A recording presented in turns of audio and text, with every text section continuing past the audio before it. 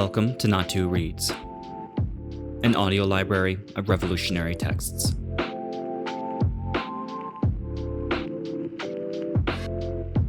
Fundamentals of Political Economy, from the Youth Self-Education Series, Volume 2.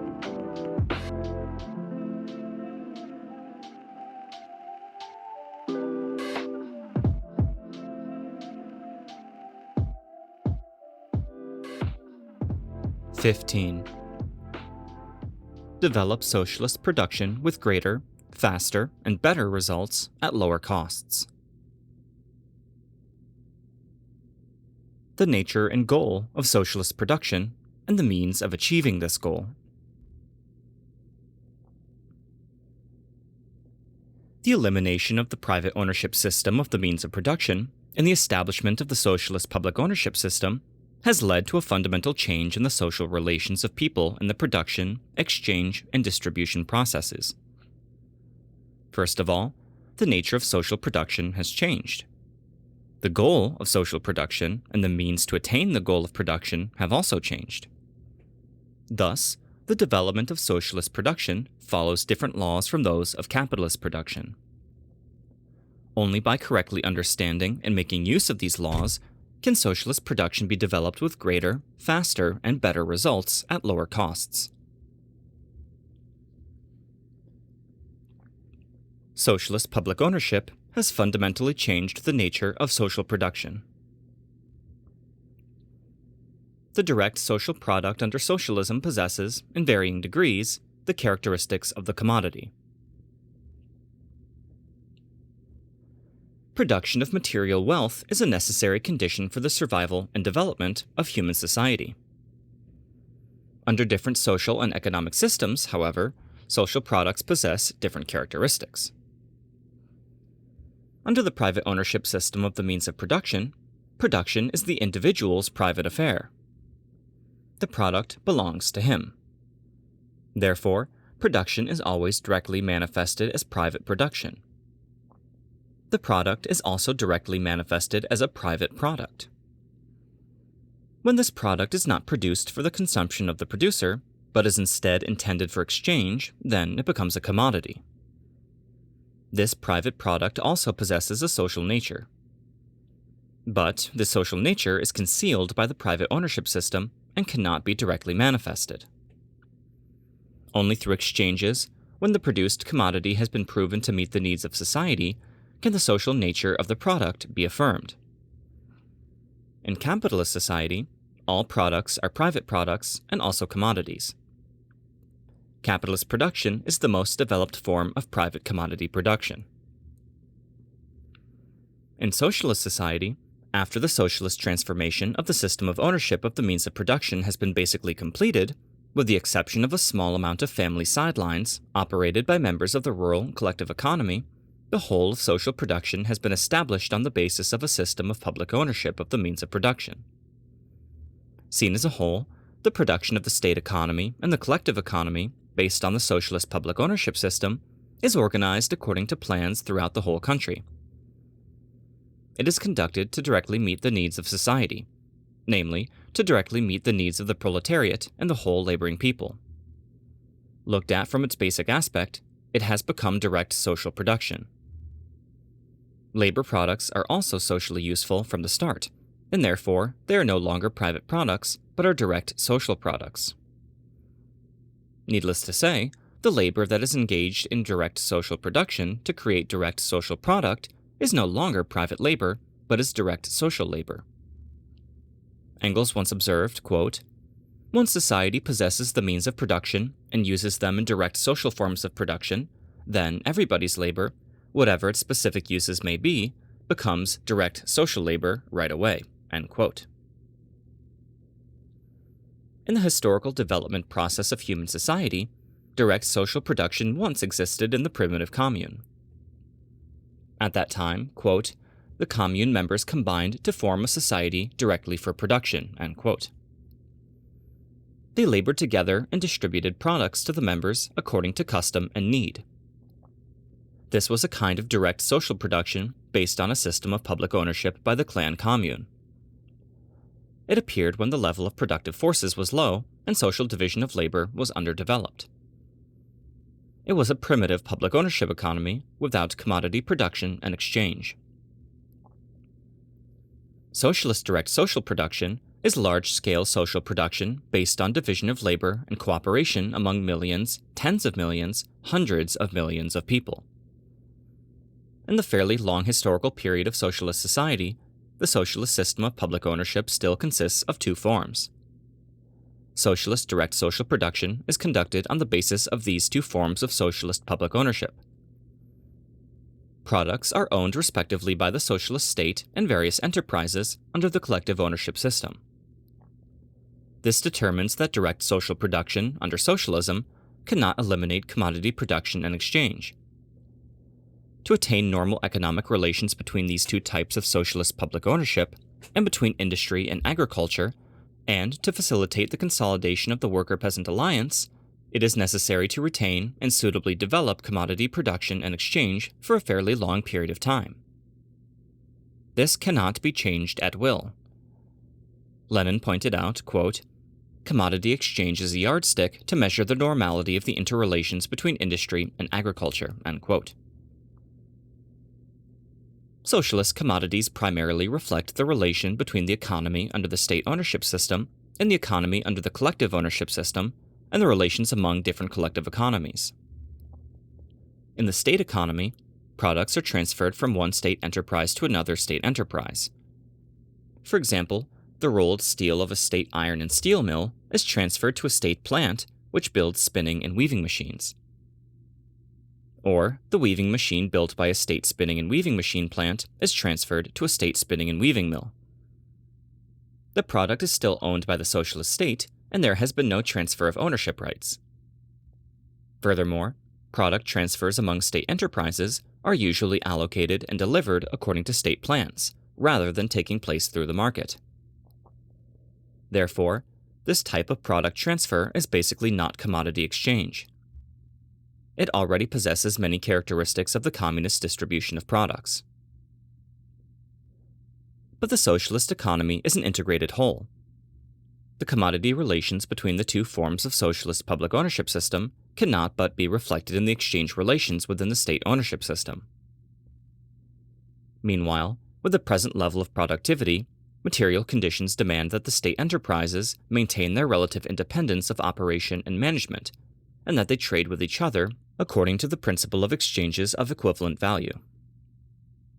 Therefore, although the commodities exchanged among state enterprises are basically no longer commodities, they still possess certain commodity characteristics and must be expressed in terms of price and purchased with money. When distributed for the members' consumption, food grains produced by the rural collective economy must also be expressed in terms of price and money. This inevitably brands the product as a commodity. Therefore, socialist products are direct social products on the one hand, but they also possess commodity characteristics in varying degrees. Socialist commodities differ from other historical commodities. They possess three characteristics. 1. They are based on a public ownership system of the means of production and are primarily an expression of the exchange relations between the worker and the peasant. 2. In contrast to the unorganized and unplanned capitalist commodity production, a great majority of socialist commodities are produced in a planned manner under the guidance of state planning. 3. Compared with a capitalist society, the scope of commodities is greatly reduced in the socialist society. Labor power is no longer a commodity. Land, mineral resources, and other natural resources are no longer commodities either. The means of production circulating within the socialist state ownership system have also undergone significant changes and have lost certain properties of commodities. Direct social products with varying degrees of commodity characteristics are an expression of the special duality of socialist products. They reflect the characteristics of socialist production relations in the transition period from capitalism to socialism. Direct social products are the dominant aspect of this duality. This is the aspect common to socialist and communist products. Although socialist commodities are fundamentally different from all historical commodities based on a private ownership system, the commodity-money relationship has, after all, been a tradition of the old economy for thousands of years. Socialist products with varying degrees of commodity characteristics show that compared with communist direct social products, socialist direct social products are still immature and carry with them traditions and influences of the old society. Communist direct social products will be completely free of these traditions and influences of the old society, namely commodity characteristics. At that time, labor expended on the production of products will no longer be expressed as the value of these products. That socialist direct social products still possess varying degrees of commodity characteristics is determined by the level of productivity in the socialist period and by the two forms of socialist public ownership system and other material economic conditions. Since socialist products still possess varying degrees of commodity characteristics, categories related to commodities, such as use value and exchange value, concrete and abstract labor, money, price, and so forth, will certainly exist. To negate the commodity aspects of socialist direct social products and to attempt to abolish commodity production prematurely is obviously erroneous. Chen Boda, a renegade and Trotskyite, clamored for the abolition of commodity production and exchange during the period of the rapid development of China's rural people's commune movement in a vain attempt to lead revolution and construction astray. Chairman Mao saw through this conspiracy in time and engaged him in a resolute struggle. In the resolutions of the 6th plenum of the 8th Central Committee of the Chinese Communist Party, personally convened and chaired by Chairman Mao, this was pointed out. Quote, "This way of thinking, which attempts to prematurely abolish commodity production and exchange, prematurely negate the constructive role of commodities, value, money, and price, is detrimental to developing socialist construction and therefore is incorrect." End quote. Socialist commodity production must not only be retained, but must also be developed to consolidate the economic link between China's industry and agriculture and between urban and rural areas, in order to promote the development of socialist construction. On the other hand, however, we must also see that although socialist commodity production based on a public ownership system is fundamentally different from private commodity production, the fact that products are produced as commodities cannot but still be a reflection of the traditions and influences of the old society. Such categories as commodity, value, money, and price are things that can be used by the bourgeoisie and its agents in the Communist Party. The proletariat wants to use commodity production to promote socialist construction, while the bourgeoisie wants to use commodity production to restore capitalism. In the 3 years of natural calamities from 1960 to 1962, the Liu Shaoqi clique unscrupulously advocated an extension of the privately retained plot, an uncontrolled development of the free market, and a system of, quote, internal responsibility for profit and loss, end quote, in the state economy. Their intention was to use the principle of capitalist commodity production to transform the socialist economy and restore the capitalist system in China. Chairman Mao was the first to discover this evil intention of the Liu Shaoqi clique. He led the whole party to solemnly criticize and repudiate the revisionist line carried out by the Liu Shaoqi clique so that China's commodity production could develop progressively along the socialist path.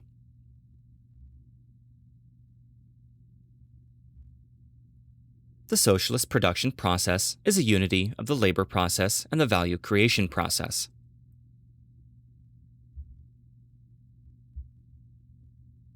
The duality of socialist products is reflected in the duality of the production process for socialist products.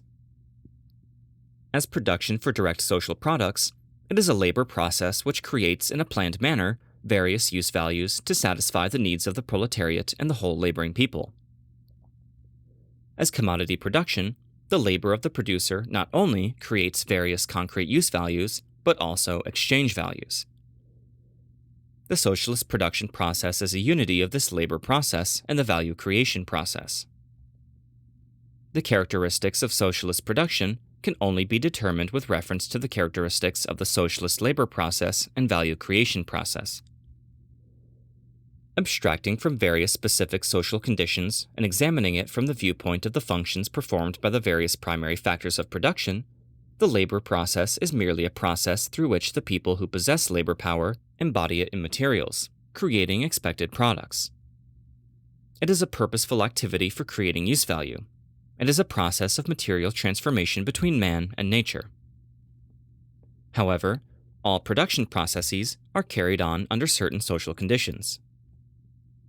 Therefore, labor processes reflect the relations not only between man and nature, but also among men. Looking at it from this viewpoint, there is a fundamental difference between the labor process under socialism and the labor process under capitalism. The labor process under the capitalist system is a process in which the capitalist consumes labor power. Its characteristics are: the worker labors under the supervision of the capitalist, and labor products belong to the capitalist.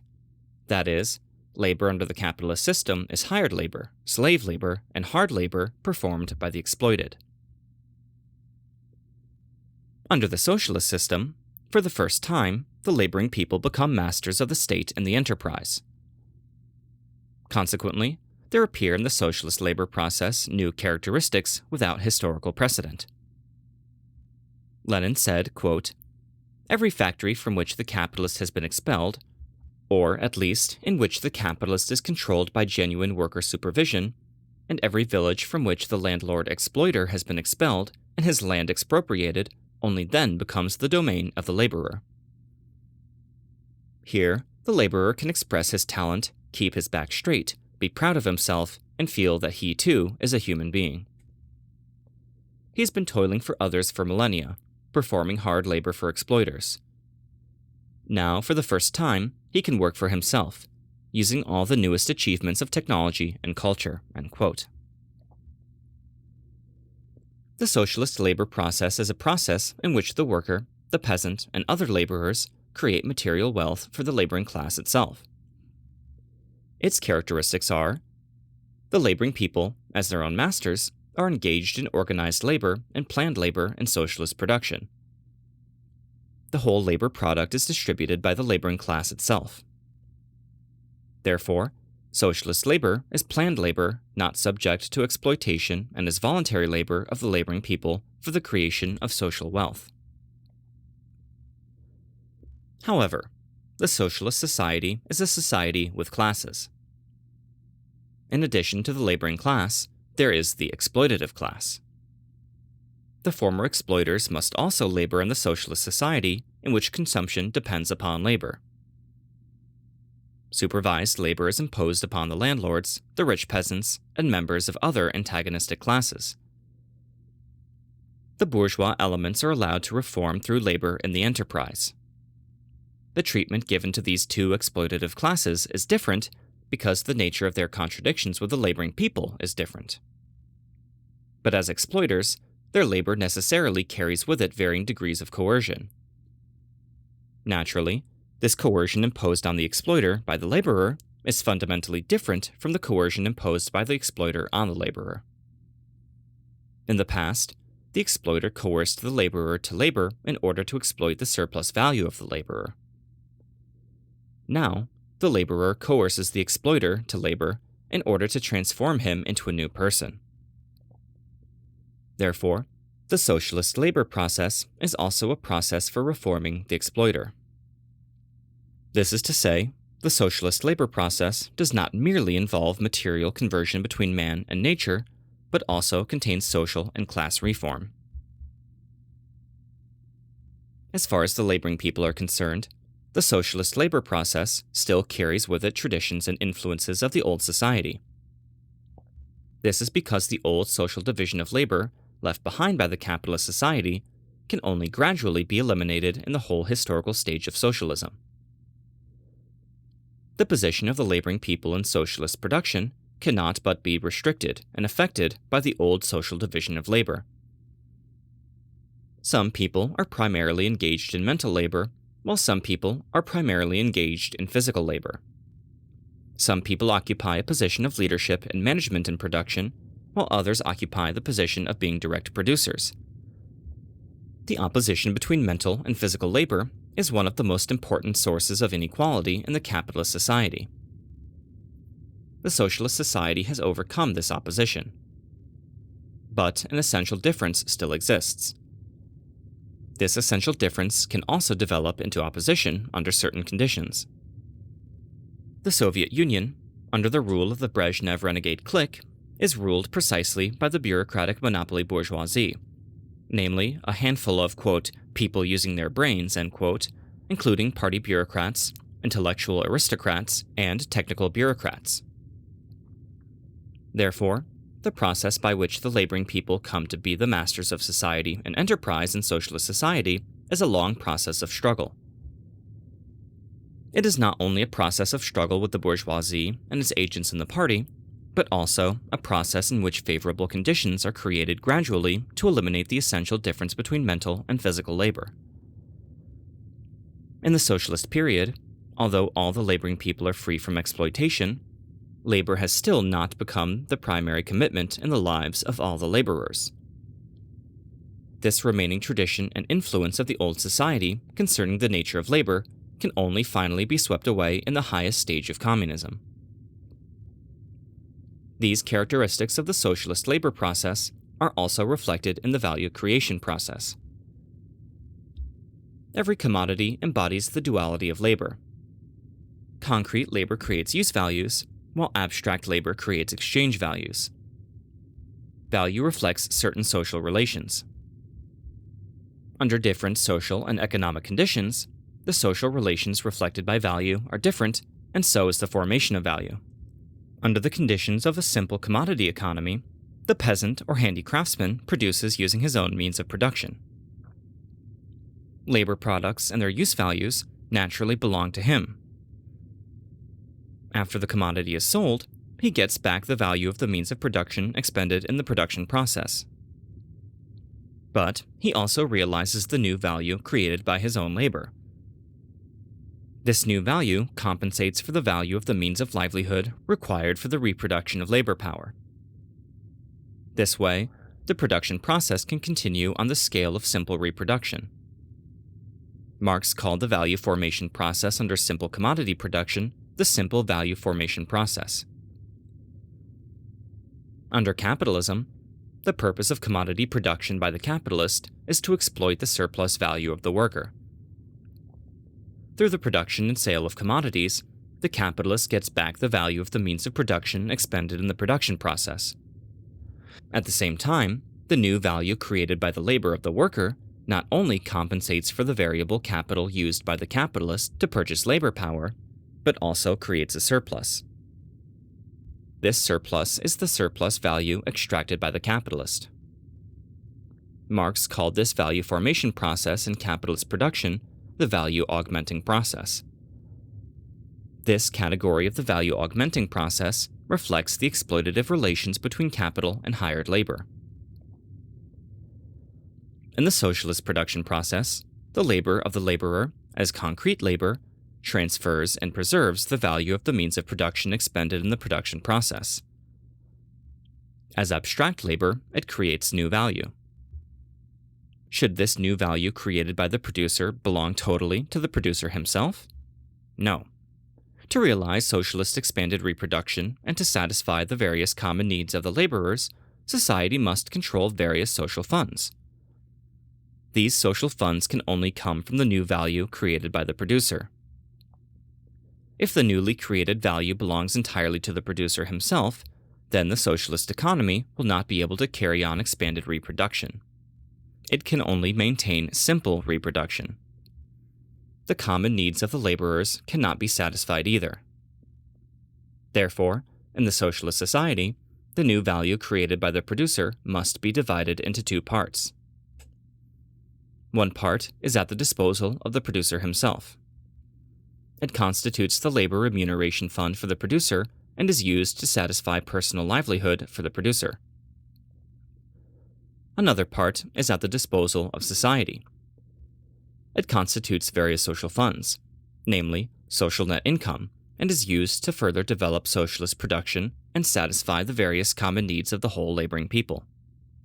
Consequently, as a producer, a part of the new value created by him has to be deducted for the disposal of society as social funds. As a member of the laboring people, he is fully entitled to enjoy, with the other laboring people, the welfare brought about by the social funds. Therefore, the distribution of the new value created by the producer into the labor remuneration fund and the social fund under the socialist system is fundamentally different from the distribution of the new value created by the worker into wages and surplus value under the capitalist system. Under the capitalist system, labor is a commodity and is subject to the law of value. Wage means the price of labor power. No matter how large the newly created value is, the part that belongs to the worker himself is only equal to the value of those means of livelihood necessary for the reproduction of labor power. The rest, namely, the surplus value, is not only possessed by the capitalist, but is used as means to increase the exploitation of the worker. Under the socialist system, labor power is no longer a commodity. The laborer is no longer exploited. All of the value created by the producer is at the service of the laboring class. The distribution of the labor remuneration fund of the producer and the social fund is regulated by an overall consideration of common and individual interests and the long-term and short-term interests of the laboring people. Consequently, the value formation process under the socialist system is different not only from the simple value formation process under simple commodity production, but also from the value augmenting process in capitalist production. It is a special value creation process reflecting socialist production relations. The socialist production process is a unity of this labor process and the value creation process. The basic economic law of socialism embodies the most essential relations of socialist production. The purpose of socialist production is to satisfy the ever-increasing needs of the state and the people. The socialist production process is a unity of the labor process and the value creation process. What then is the dominant aspect of the contradiction in this duality? One dominant aspect of the contradiction in social production embodies the objective purpose of this social production and reflects the most essential relations of the social production. It is independent of the people's will. It is ultimately determined by the nature of the ownership of the means of production. Social production has to serve the interests of the class who owns the means of production. Under the capitalist ownership system of the means of production, the labor process also provides use values. But this is not the purpose of capitalist production. The capitalist operates factories in order to exploit the worker and obtain profit through the value augmenting process. Value augmentation is the dominant aspect of capitalist production. It embodies the most essential relations in capitalist production.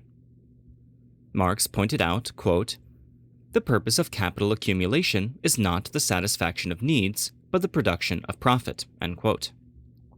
Quote, "Capital and its accumulation are manifested as the beginning and the end of production and the motive and purpose of production," end quote.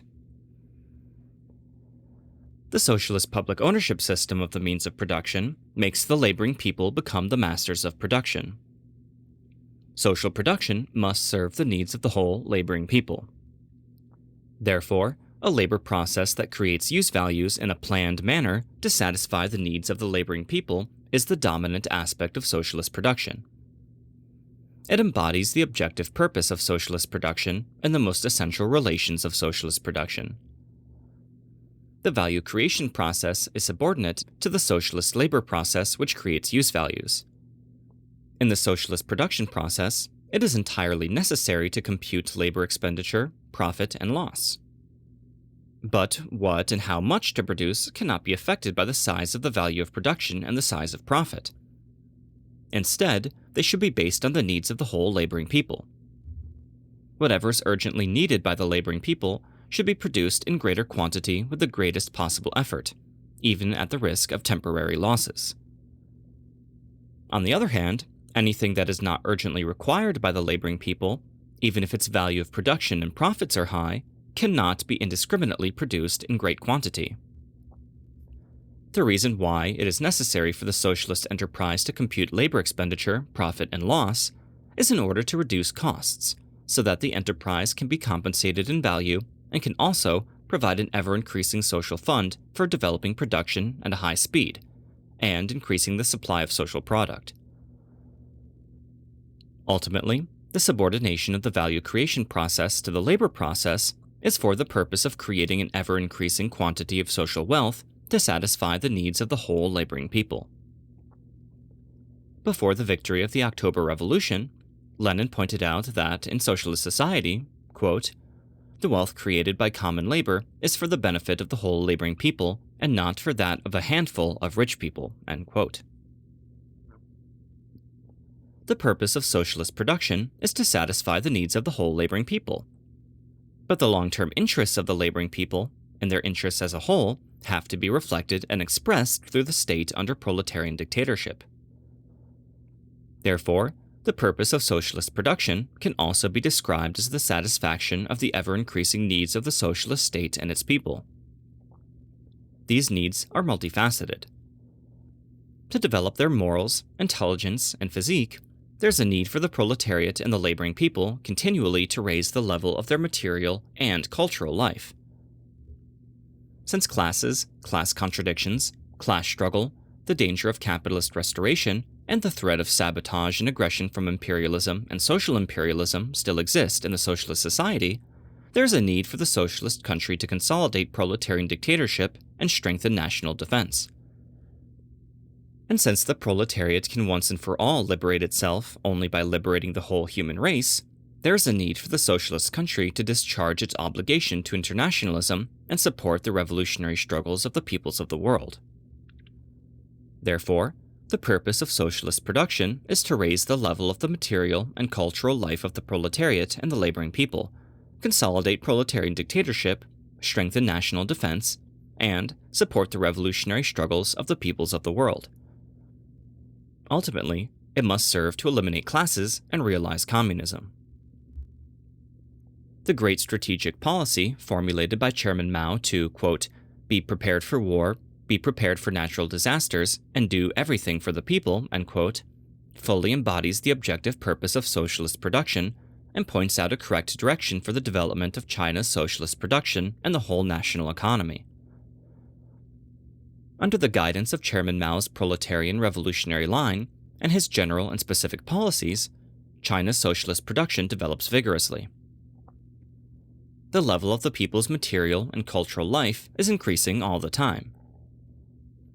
Proletarian dictatorship is continually being strengthened and consolidated. Within our capacity, we have given aid to the world's revolutionary enterprises. In the Soviet Union, under the rule of the Brezhnev renegade clique, the law of surplus value governs social production. The purpose of production is to pursue profit and to guarantee that the largest possible amount of surplus value is extracted from the laboring people of the Soviet Union by the bureaucratic monopoly bourgeoisie. But in order to deceive the masses, the Soviet revisionist renegade clique morbidly clings to pseudo-communism. They try hard to distort the purpose of socialist production and say something like, quote, "the highest purpose is to raise people's welfare," end quote. Quote, "everybody will have enough food, clothing, shoes, housing, and books. We call this communism," end quote. This renegade clique deceives the masses with the sweet talk of bourgeois welfare. The intent is to make them forget class struggle and revolution in order to facilitate this renegade clique's restoration of capitalism. In the Soviet Union, the only people who eat well, dress well, and are properly sheltered are the bureaucratic monopoly bourgeoisie and the revisionist intellectual aristocracy under their wing. The broad laboring people have again fallen into an abyss of exploitation and suffering. Grasp revolution, promote production. The dominant aspect of the socialist production process, namely, the most essential thing that determines socialist production, is the satisfaction of the ever-increasing needs of the state and the people. To realize this purpose, social production must be developed in order to increase total social output. Marx and Engels pointed out in the Communist Manifesto that after the proletariat has overthrown bourgeois rule, it will use its political rule to expropriate the capitalist. Quote, "It will put all tools of production into the hands of the state, namely the proletariat who has organized itself into a ruling class, and increase total productivity as fast as possible." End quote. When China was faced with the transition from the new democratic revolution to the socialist revolution, and the shift of emphasis of party work from the rural areas to the urban areas, Chairman Mao also earnestly taught us to pay attention to the rehabilitation and development of production, saying, quote, "From the day when we take over the administration of the city, our eyes have to focus on the recovery and development of this city's production enterprise." End quote. There are generally two ways of developing social production and increasing total social output. One is to increase the labor force in production as population increases. In general, this may increase the total social output, but it cannot increase per capita product. Another way is to increase labor productivity. This not only increases total social output, but also per capita product. From the long-range viewpoint, the major way to develop socialist production can only be by increasing labor productivity. When he discussed the significance of increasing labor productivity, Lenin said, quote, "Only by increasing production and increasing labor productivity can Soviet Russia obtain victory." End quote. He also said, quote, "Labor productivity is the most important thing that ultimately guarantees the victory of a new social system." End quote. How then can labor productivity be increased to develop socialist production? Marxism holds that productive forces develop under the constraint and impetus of production relations. In class society, production is always carried on under certain class relations. Even though changes and developments in social production always start from changes and advances in productive forces, big advances in productive forces always occur after big transformations in production relations. In the beginning of capitalist development, it is always necessary to have a bourgeois revolution to make capitalist production relations become the major economic basis of society before big advances in the productive forces occur. In socialist society, it is also only after the establishment of proletarian dictatorship, the penetrating unfolding of socialist revolution, socialist nationalization, and agricultural collectivization, and the establishment of socialist production relations as the only economic basis of society, that big advances in the productive forces can occur. When the socialist transformation of the ownership system of the means of production is basically completed, revolution is not yet finished. In production relations, only by consolidating socialist production relations corresponding to the development of productive forces and opportunely adjusting or transforming that part of production relations which conflicts with the development of productive forces, can socialist production be developed continuously and rapidly. Advances in science and technology, and innovations in production tools, play a big role in developing production and raising labor productivity. But, quote, "The determining factor is the people, not things." End quote. Science and technology are discovered by people, and production tools are created by people. Quote, "Of all things in the world, people are the most valuable. Under the leadership of the Communist Party, any miracle of the human world can be created if we have people." End quote. The broad masses of China put it well. Quote, "Fear not the lack of machines, fear only the lack of ambition. With one red heart and two hands, everything can be produced through self-reliance." End quote. The socialist activism of the broad masses must be mobilized by the political and ideological work of the party. Only by lifting the key link of political and ideological work, by widely and deeply mobilizing the masses to discuss major national issues, by criticizing and repudiating revisionism, the Confucian and Mencian mentalities and all world outlooks of the exploitative class, and by fundamentally raising the consciousness of the broad masses concerning class struggle and line struggle, can socialist production be continuously and rapidly developed. Therefore, in socialist society, the ultimate way to develop production and increase labor productivity is to insist on continuing revolution under proletarian dictatorship. After the proletariat seizes political power, only by exercising the influence of the socialist superstructure to unfold penetratingly socialist revolution on the political, economic, and ideological battlefronts under the guidance of the party's correct line and with the aid of government power under proletarian dictatorship, can the sabotage and obstruction of the bourgeoisie and capitalist influence be swept away and destroyed. Only then can socialist production relations be consolidated and improved, and can all constructive factors be mobilized to promote the development of socialist production at high speed. The policy, quote, grasp revolution and promote production, end quote, formulated by Chairman Mao, correctly reflects the requirement of the objective law governing the motion of the basic contradiction of socialist society. This policy teaches us that only by commanding all economic work with proletarian politics and propelling production with revolution can China's socialist production be guaranteed to advance with big strides in the correct direction. The revisionist clique of Brezhnev, Liu Shaoqi, and Lin Biao always uses the reactionary productivity first theory to oppose continuous revolution under proletarian dictatorship. This renegade clique always deals with production as production and opposes revolution under the pretext of developing production. It even attributes the development of production wholly to the development of science and technology and the improvement of production tools to a reliance on bourgeois experts.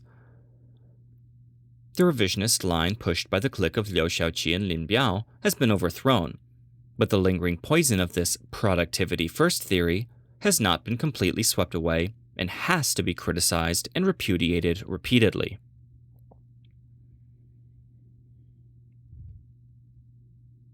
The basic economic law of socialism determines all major aspects of development of the socialist economy. The objective purpose of social production and the means to realize it express the basic direction of development of social production and embody the requirement of the basic economic law of society. Different social and economic systems have different purposes of production and different means to achieve it. Consequently, there are different basic economic laws. The purpose of socialist production is to satisfy the ever-increasing needs of the state and the people.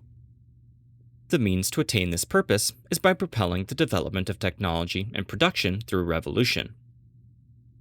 Therefore, to sum up briefly, the major characteristics and requirements of the basic economic law of socialism are to continually increase the level of technology, develop socialist production with greater, faster, and better results at lower costs, satisfy the ever-increasing needs of the state and the people, and create the material conditions for the ultimate elimination of classes and the realization of communism under the command of proletarian politics. The basic economic law of socialism determines all major aspects of development of the socialist economy and the basic content of socialist production, exchange, distribution, and consumption. As far as how production is concerned, what and how much to produce and how production should be arranged in the socialist society must follow what this law demands. In setting up plans, the socialist country specifies the variety, quantity, and arrangement of production according to the requirements of the basic economic law of socialism in order to make the development of socialist production conducive to consolidating proletarian dictatorship, strengthening national defense, supporting the revolutionary struggles of the people of the world, and continually increasing the level of material and cultural life of the laboring people. Socialist exchange must also obey the requirements of the basic economic law of socialism. In determining the proportion of export and import, the proportion of military and civilian use, the proportion of supply to the rural and urban areas, and the prices of products, the first thing that the socialist country considers is not how much money can be obtained or how much the profit is. The first thing it considers is whether the arrangement is favorable to increasing the level of material and cultural life of the laboring people, consolidating the worker-peasant alliance, strengthening national defense, and supporting the revolutionary struggles of the peoples of the world. The basic economic law of socialism also determines socialist distribution and consumption. In the distribution of national income and personal consumption goods, the socialist state must obey the requirements of the basic economic law of socialism. For example, the determination of the proportion between accumulation and consumption and the level of wages must take into account both long-term and immediate interests and the collective and individual interests of the laboring people. Similarly, socialist consumption, whether it be group or individual consumption, must be favorable to continually improving the material and cultural life of the proletariat and the laboring people, revolutionizing people's thought, fostering new socialist customs, consolidating proletarian dictatorship, and accelerating socialist construction. In summary, the basic economic law of socialism embodies the most essential links between socialist production, exchange, distribution, and consumption. It determines the ultimate direction of development of the socialist economy. The correct understanding and use of the basic economic law of socialism can strengthen our self-awareness, overcome blind impulses in our work, and help us to advance with big strides in the correct socialist direction. The rapid development of socialist production is a unity of objective possibility and subjective initiative. The socialist system can make production develop at speeds which would be impossible for the old society. The purpose of socialist production is to satisfy the ever-increasing needs of the state and the people. The degree of satisfaction of these needs is closely related to the speed with which production develops. The consolidation of national defense in the socialist country, the development of cultural, educational, and health facilities in socialist society, the improvement of the material and cultural life of the people, and aid to the revolutionary enterprises of the world's peoples all require rapid developments of socialist production to create the material preconditions. Also, because imperialist rule is always overthrown at its weakest link, the first countries in which socialist revolution is successful are likely to have a relatively weak industrial basis. This all the more increases the objective necessity for rapidly developing socialist production. Under the socialist system, it is not only necessary but possible to have rapid development of production. Chairman Mao pointed out, quote, "When we say socialist production relations are more suitable for developing the productive forces than the old production relations, we are referring to the conditions in which the productive forces are permitted to develop at speeds which would be impossible in the old society, and, consequently, the ever-increasing needs of the people can be satisfied by continually expanding production." End quote. Therefore, a rapid development of socialist production is not a mere hope, but is based on an objective possibility of socialist production relations. It is a manifestation of the superiority of the socialist system. How can socialist production relations propel production and the whole national economy to develop at high speed? First of all, the socialist system provides wide-ranging possibilities for the exercise of the production activism and creativity of the laboring people. Under the socialist system, the proletariat and the laboring people are no longer sellers of labor power. They have freed themselves from enslavement and exploitation and have become masters of the new society. They no longer perform hard labor for any exploiter, but instead work for the interests of their own class. Labor has become a glorious and great career. This change in the position of the laboring people in social production makes them begin to really concern themselves with production as masters and exercise their inexhaustible talents. People with the ability to labor are the most important factor in production. That socialist production relations can propel production to develop at a high speed is primarily because the activism and creative talents of the laboring masses, which have been suppressed under the capitalist system, are now liberated. Second, the socialist system eliminates the immense waste of manpower, material resources, and finances that is inevitable under competition in the chaotic conditions of capitalism. The socialist country can fully and rationally utilize labor and material resources by using a unified plan to direct the development of the whole national economy, using facilities and natural resources in a planned and rational manner, and training and allocating labor power in a planned and rational manner. Third, the socialist revolution has eliminated the system of man exploiting man and has made it possible to use that part of the wealth which was formerly used by a handful of exploitative classes on parasitic consumption to improve the livelihood of the laboring people and to develop socialist production. Fourth, the socialist system has cleared a wide road for a rapid development of science and technology. Under the capitalist system, new technology is used only when it can bring more profit to the capitalist. New technology that has already been adopted is monopolized by the capitalist as trade secrets.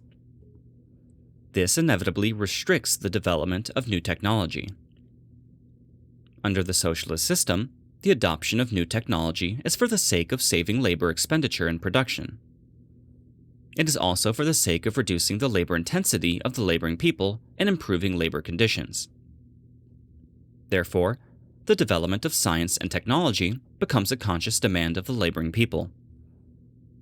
Furthermore, the advanced experience and technical innovations of any one socialist enterprise is the common property of the laboring people. It can be quickly adopted by other enterprises after summing up an extension. Fifth, the socialist system has eliminated the contradictions between production increase and the relative decrease of mass purchasing power peculiar to capitalism.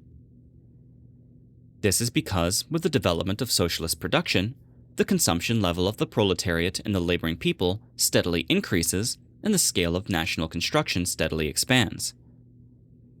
Economic crises due to overproduction never occur.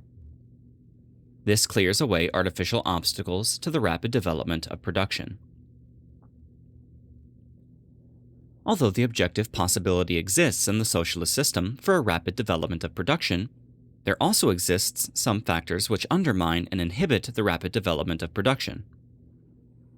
Examples are the sabotage activities of the bourgeoisie and its agents, the obstruction from the established influence of the petty bourgeoisie, the ravages brought about by natural calamities, and so forth. In addition to the objective existence of these social and natural factors, there are also subjective factors related to the proletariat itself. On their way to unfolding socialist revolution and socialist construction, the proletariat will certainly be faced with new situations and new problems. In order to understand the objective law of the new situation and to find correct methods to solve the new problem, a period of time is needed to accumulate experience. Socialist construction is not expected to proceed smoothly. It can only advance in a wave-like manner. To turn the objective possibility into a reality of rapid development, our subjective efforts are required. Here, a Marxist line which correctly reflects the objective law plays a determining role. Once the line is correct, the political party of the proletariat, good at summing up rich, practical experience, will be able to lead the whole laboring people to overcome the sabotage of the class enemy and the obstruction of natural calamities and realize rapid development of socialist production. The general line is a compass for building socialism with greater, faster, and better results at lower costs. After summing up the internal and external experience and lessons in socialist construction, in 1958, Chairman Mao formulated the general line, quote, "Go all out, aim high, and build socialism with greater, faster, and better results at lower costs," end quote.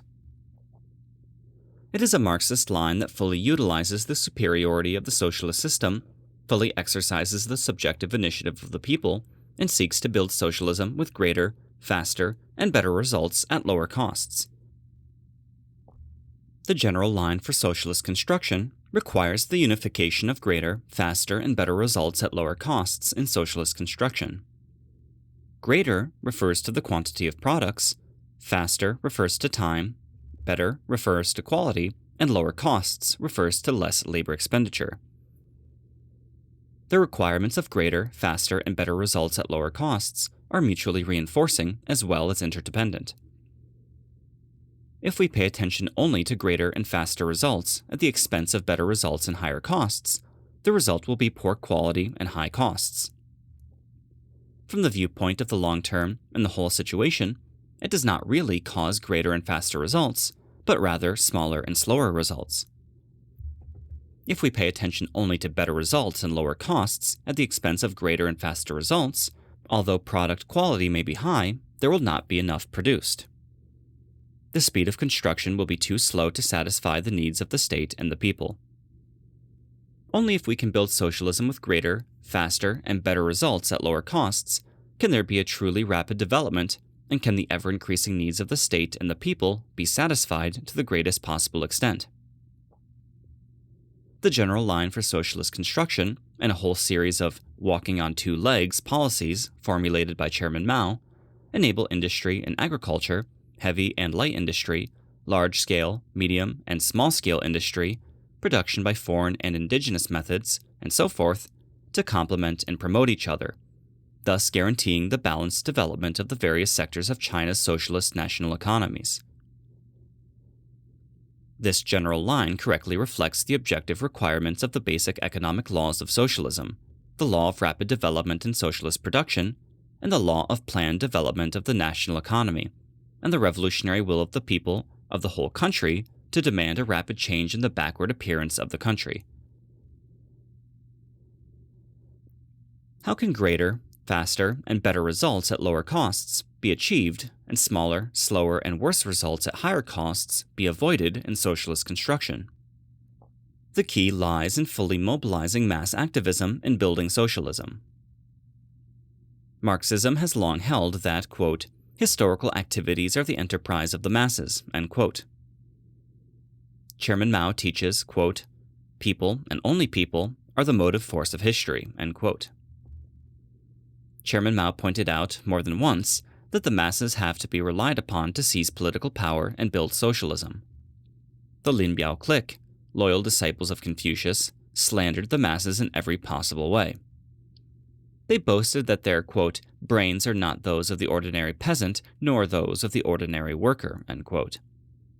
They tried hard to peddle a Confucian fallacy that, quote, only the most intelligent and most stupid are not subject to change, end quote, fully exposing their position as die-hard enemies of the people.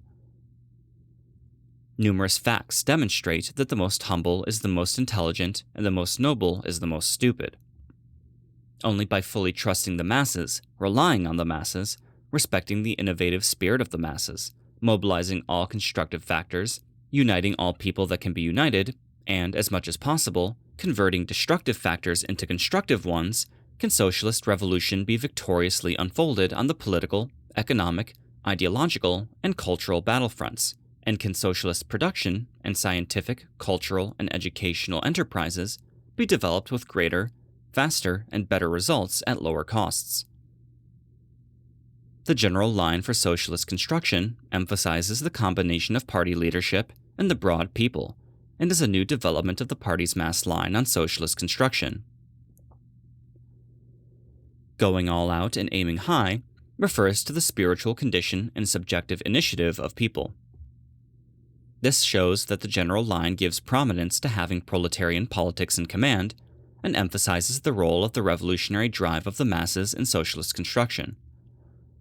The party's task in socialist construction is to lift the key link of political ideological work, raise the socialist consciousness of the people with respect to socialism, help the masses master the party's Marxist line and general and specific policies, and mobilize and organize the broad masses to struggle for the great enterprise of building socialism.